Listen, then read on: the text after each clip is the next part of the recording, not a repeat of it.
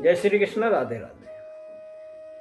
प्रिय बंधुओं, अगर विचार की दृष्टि से देखें तो स्पष्ट एक बात समझ में आती है कि आजकल संसार में प्राय सभी लोग ना आत्मोन्नति की ओर से प्रमुख हो चुके हैं। ऐसे बहुत कम लोग हैं जो आत्मोन्नति के लिए चेष्टा करते हैं। इसका मुख्य कारण यह है श्रद्धा भक्ति की कमी है, योग मार्गदर्शक ना मिलना, और हम मनुष्य जन्म हमें कितनी दुर्लभता से मिला है 84 लाख योनियों घूमने के बाद, और हमारा क्या कर्तव्य है और हमारा मानव जीवन का एक एक क्षण कितना मूल्यवान है, इस चीज़ को हम भूले हुए हैं। और जिस दिन हमें ये पता चल जाए कि मनुष्य जन्म बहुत दुर्लभ है और इसका एक एक क्षण जो है बहुत मूल्यवान है, हमारे जीवन का एक क्षण अगर निकल जाए और हम चाहें कि लाखों रुपए खर्च करके उसे वापस लाएं तो नहीं।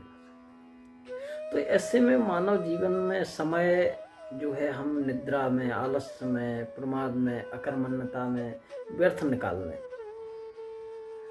तो हमसे बड़ा मूर्ख कौन है। और जो मनुष्य अपने इस अमूल्य समय को बिना सोचे विचारे बितावेगा उसे आगे चलकर अवश्य पछताना पड़ेगा। कवि ने क्या ही सुंदर कहा है, गिरधर कबराए हो गए हैं, उन्होंने बहुत ही सुंदर चीज एक लिखी, बिना विचारे। और पहले मैं बता दूं गिरधर जी की बात कहने से कि विचार क्या करना है। विचार ये करना है कि हमारा जो शरीर है 8 तत्वों से बना है। भूमि रापो अनलो वायु खम मनो बुद्धि रेवचा अहंकारम इतियम भिन्ना प्रकृति अष्टधा। ये 8 प्रकार की प्रकृति। 5 जो है संसार की चीजें, छित जल पावक है, गगन समीरा, और 3 है सूक्ष्म तत्व, मन बुद्धि अहंकार। तो सूक्ष्म को सूक्ष्म सत्ता में यानी परम सत्ता में लगाना है, भगवान में लगाना है। मन को कहाँ लगाना है? भगवान में। और तन को कहाँ लगाना है? संसार में, जो हमें शरीर से मिला है, पंचरचित्य अधम शरीर। और हम करते क्या? उल्टा कर देते, मन को लगाते हैं संसार में और तन को लगाते हैं परमात्मा। मंदिर में खड़े ओम जय जगदीश हरे, और मन कहाँ है? मन घर पे। कहा है कि कर में तो माला फिरे और जीव फिरे मुख माए और मनुआ तो चहुदिस फिरे। यह तो सुन। तो हमें ये विचार करना है कि हम किस लिए, हमारा कर्तव्य क्या है। तो गिरधर कबराए जी कहते हैं कि बिना विचारे जो करे सो पाछे पछताए और काम बिगाड़े आपनो जग में होत हसाए। जग में होत हसाए चित्त में चैन न पावे, खान पान सम्मान राग रंग मन ही न भावे। और कहे गिरधर कबीराए कर्म गति तरत न टारे और खटकत है जी माह करे जो बिना विचारे। उसके बाद जब हमारी वृद्धावस्था है, जब हम कुछ करने लायक नहीं होते तो फिर ये खटकता है कि हमने इस समय जो है व्यर्थ ही गंवा। और अपनी बुद्धि के अनुसार मनुष्य को अपना समय बड़ी सावधानी से ऊंचे ऊंचे कामों में लगाना चाहिए, जिससे आगे चलकर पश्चाताप न करना पड़े। नहीं तो गोस्वामी जी के शब्दों में सो परत्र दुख पावई सिर धुन धुन पछताए कालय कर्म ईश्वर ही मिथ्या दोष लगा। सो कौन? वो कौन? जो बिना विचारे काम करता है। वो पर माने परलोक में, अत्र माने इस लोक में, दोनों जगह दुख पाएगा। और फिर उसके बाद एक ही चीज रहेगी, सिर धुनेगा और रोएगा। और दोष किसे लगाएगा? कहेगा मुझे समय नहीं मिला, कहेगा मेरा काम ही ऐसा था, कहेगा भगवान ने ऐसा संजोग नहीं दिया। तो सिवा पछताने के और कोई उपाय नहीं रह जाएगा। और मनुष्य जीवन जो है बहुत ही महंगे मोल से मिला है। काम बहुत करना है और समय थोड़ा है, अतएव चेत कर अपने जीवन के बचे हुए समय को बुद्धिमानी के साथ केवल कल्याण के लिए लगाना चाहिए। एक कहानी है, दृष्टांत, कि एक जगह एक राज्य था। उस राज्य का एक नियम था कि वहाँ के गणमान्य लोग थे, जो वहाँ के प्रतिष्ठित लोग थे, ये समझ लो जो वहाँ की जनता थी, वो 3 साल के लिए एक राजा चुना करते थे। वो 3 साल वो राज्य करता था, और जैसे उसका कार्यकाल पूरा होता तो 3 साल बाद सभी गणमान्य नागरिक मिलके और जनता के साथ उसे वहां से एक नदी निकली, उस पर नाव पे बिठा के उसे उस पार जंगल में छोड़ आते थे। जंगल में क्या होता था कि उसका फिर हिंसक पशु उसका भोजन करते थे, शेर तेंदुए उसको खा के समा। तो जो भी राजा बनता 3 साल बाद वो रोते होते जाता, क्योंकि वो पूरा समय अपना मौज मस्ती सुख ऐश्वर्य में निकाल देता,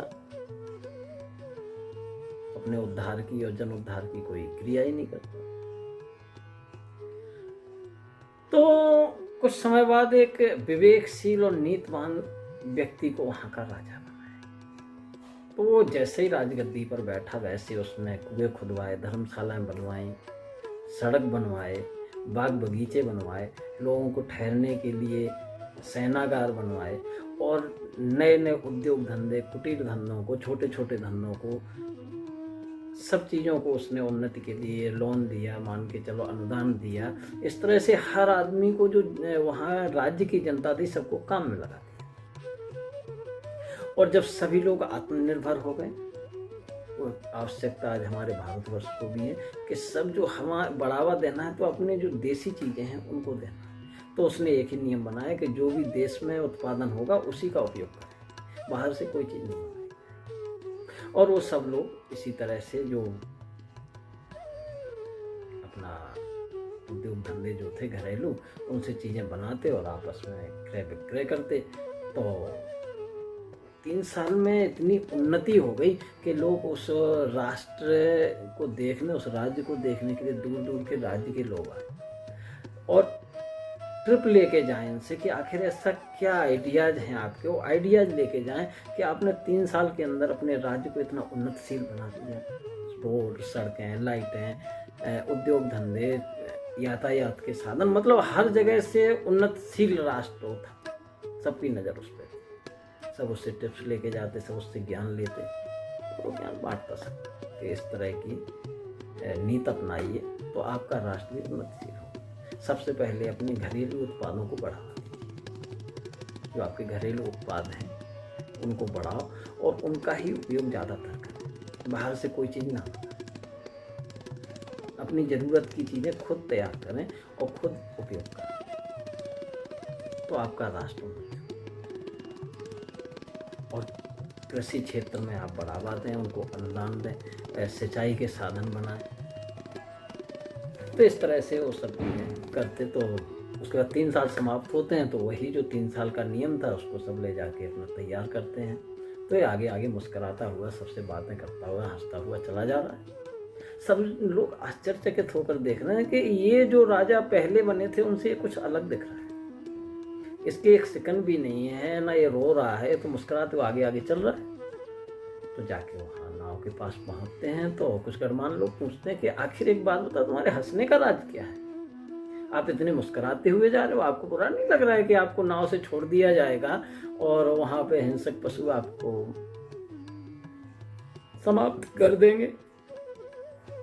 तो उसने मुस्कुराते हुए एक ही जवाब दिया, बोले मुझे किसी चीज़ का पछतावा नहीं है। एक दिन तो जाना ही है, 3 साल बाद नहीं जाएंगे, 30 साल बाद जाएंगे, लेकिन हमें जाना ही है। और मृत्यु जो है सत्य है, लेकिन हमें ये सुख है और इस चीज़ का आनंद है कि जो हमें 3 साल के लिए आप लोगों ने पावर दी, जो राजगद्दी दी, उसका मैंने सही उपयोग किया है। उसमें हमने अपने देश का, अपनी जनता का और अपना सुधार किया है।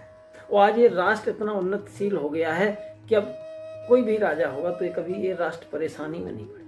हमने इस तरह का ये बना दिया है। तो हमने जो अपना कर्तव्य है पूरी ईमानदारी से निभाया और हमने अपने समय का एक एक क्षण का सदुपयोग किया है, अपनी सत्ता का सदुपयोग किया है। तो इसमें हमें कोई सोचने की चीज़ ही नहीं और रोने की बात ही नहीं है। तो गणमान्य नागरिकों से जब उसने ऐसे बोला तो सब बड़े प्रसन्न हुए। उसने कहा आज सबको बुला के और संविधान में संशोधन कराया जाए। क्या संशोधन कराना है? संशोधन ये है कि अब जब तक है यही राजा रहे,